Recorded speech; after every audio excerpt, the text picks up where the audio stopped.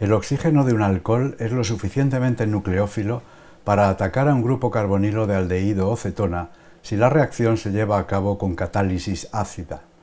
La pequeña cantidad de ácido mineral fuerte que se añade, por ejemplo cloruro de hidrógeno, es capaz de protonar una porción de moléculas de aldehído o cetona. La pequeña porción de moléculas protonadas son mucho más electrófilas que la molécula de partida porque la carga positiva creada se deslocaliza en el carbono. Uno de los pares de electrones no compartidos del oxígeno alcohólico ataca al carbono y se produce un enlace CO. El protón se recupera y se establece un equilibrio. Si el aldehído o cetona es atacado por un alcohol externo, es decir, la reacción es intermolecular, el equilibrio está poco desplazado hacia la formación del hemiacetal y la reacción es poco útil. Pero si el aldehído o cetona es atacado por una función alcohol interna, es decir, la reacción es intramolecular, el equilibrio suele estar desplazado hacia la formación del acetal. En la siguiente tabla hay varios ejemplos donde se indica el tanto por ciento en equilibrio de hemiacetal. ¿Qué conclusión puedes sacar en cuanto a la estabilidad relativa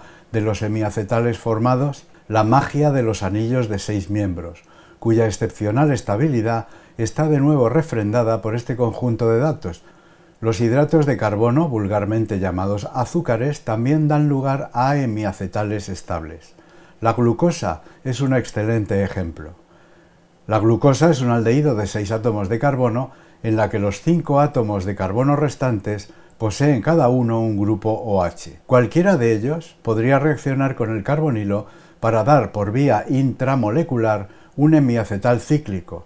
Pero, ¿adivinas cuál de los 5 grupos OH reacciona más favorablemente? Correcto, el que da lugar al hemiacetal de 6 miembros. Como siempre, la estereoquímica del proceso es importante. Quiero que te fijes en la glucosa lineal inicial. ¿Cuántos estereocentros posee? Tiene 4, ¿no es cierto? Refresquemos las reglas de la determinación de la configuración. En el carbono 2, el grupo 1 es el OH, porque el oxígeno tiene el mayor peso atómico. El grupo 4 es el hidrógeno por la razón contraria. Fíjate que en la posición horizontal que ocupa el grupo 4 es como si estuviera para adelante. ¿Recuerdas la broma de la pajarita de Fisher? Las reglas de Kahn, Ingold y Prelog exigen que pongamos el grupo 4 para detrás, o bien que teniéndolo para adelante, la configuración ROS que obtengamos la invirtamos. Eso es lo que vamos a hacer, porque de otro modo tendríamos que dar la vuelta a la molécula y seguro que nos equivocamos. Los grupos 2 y 3 están empatados, porque el átomo unido es un carbono. El empate se deshace mirando a la posición siguiente. En las reglas de prelación, los enlaces múltiples se toman formalmente como la unión a 2 átomos iguales. Por tanto, el carbono carbonílico es como si estuviera unido formalmente a 2 oxígenos. Por su parte, el carbono de abajo está unido a un oxígeno y a otro carbono.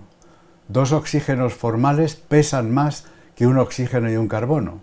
Por ello, el grupo carbonilo gana y es el grupo número 2. Para ir de los grupos 1 a 3 pasando por 2, se gira en sentido contrario de las agujas del reloj y la configuración es aparentemente S. Como hay que invertirla, por estar el grupo 4, el hidrógeno, hacia adelante, la configuración es realmente R. Puedes comprobar que la configuración de los restantes estereocentros es la que se indica. Hagamos ahora el hemiacetal selectivamente con el OH del carbono 5, que es el que da lugar al anillo de 6 miembros. ¿Te das cuenta de que se crea un nuevo estereocentro y que todos los preexistentes mantienen su integridad? Al hacer el hemiacetal se crean, por tanto, 2 isómeros.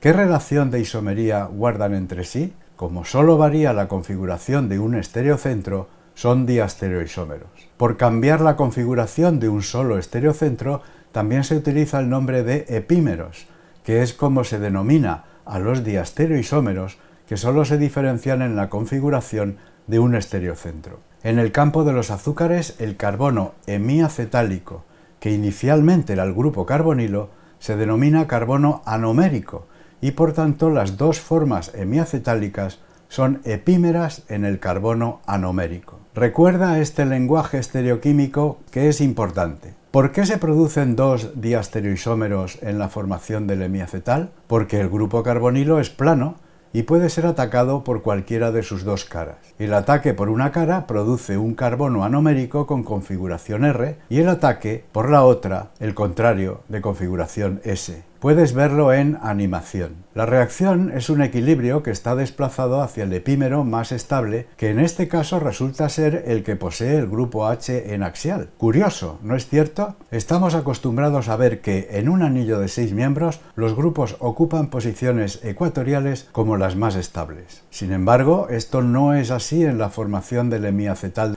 ¿Cómo podemos explicarlo? Fíjate que el anillo de 6 miembros tiene incluido dentro el oxígeno que proviene del grupo OH de la posición 5, que reacciona con el carbonilo. Este oxígeno tiene dos pares de electrones sin compartir que residen en orbitales sp3, uno axial y el otro ecuatorial. El grupo OH de la posición anomérica, si está en ecuatorial, está alternado con las dos nubes electrónicas del oxígeno intraanular. Esa es una interacción electrostática repulsiva porque se produce entre nubes electrónicas densas. Sin embargo, si el OH de la posición anomérica se sitúa en axial, evita al menos la interacción con una de las nubes electrónicas del oxígeno intraanular. Esta puede ser una explicación razonable al comportamiento de ser ligeramente más estable la posición axial que la ecuatorial en este caso. La conclusión es que las interacciones estéricas no lo son todo en química orgánica. Las interacciones electrónicas pueden resultar determinantes en ciertas ocasiones del comportamiento químico de las moléculas.